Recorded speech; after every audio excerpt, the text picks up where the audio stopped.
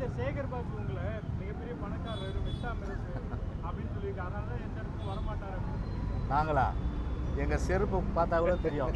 நான் போட்டது 199 ரூபா செருப்பு. இந்த செருப்பு ஒருத்தருடைய செப்பலை பார்த்தாலே அவங்க எந்த அளவுக்கு உழைக்கிறாங்கன்னு தெரியும்.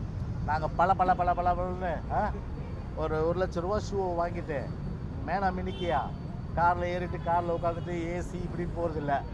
சேத்துல ஆற்றுல, அதுக்கப்புறம் வந்து கடலில், அதுக்கப்புறம் குளத்தில், அதுக்கப்புறம் வந்து குடிசைவாழ் பகுதிகளில் எல்லா இடங்களையும் சர்வசாதாரணமாக மக்கள் தொண்டு ஆற்றுகின்ற ஒரு இயக்கம்னா அது அனைத்து இந்திய அண்ணா திராவிட முன்னேற்ற கழக இயக்கம் மட்டும்தான்.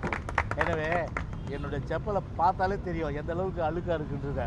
அப்போ பலனே இருக்காது. காரணம்னா அந்த அளவுக்கு அவ்வளோ பயணங்கள். ஆனால் இவங்கெல்லாம் செருப்படுத்து போட்டவங்க, அது வேறு விஷயம்.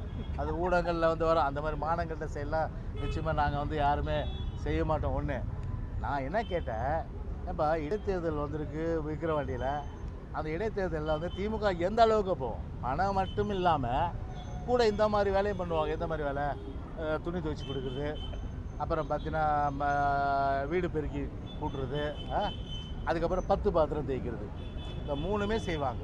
அது மானங்கிட்ட செயல் இல்லையாத வீட்டில் செய்ய மாட்டாங்க. ஆனால் ஓட்டுக்காக மற்ற வீட்டுக்கு போய் இந்த மாதிரி வேலை செய்கிறதுக்கு அது என்ன வேலைன்னு சொல்லுவோம் நாம் தமிழில்?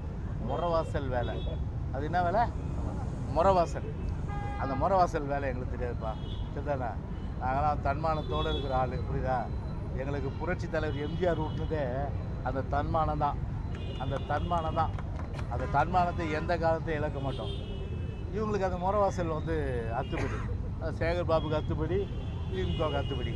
அதனால தான் அவர் வந்து பார்த்தீங்கன்னா, ஆமாம் அவர் ஒத்துக்கிறார் இல்லையா? அவர் ஒத்துக்கிறார் இல்லையா?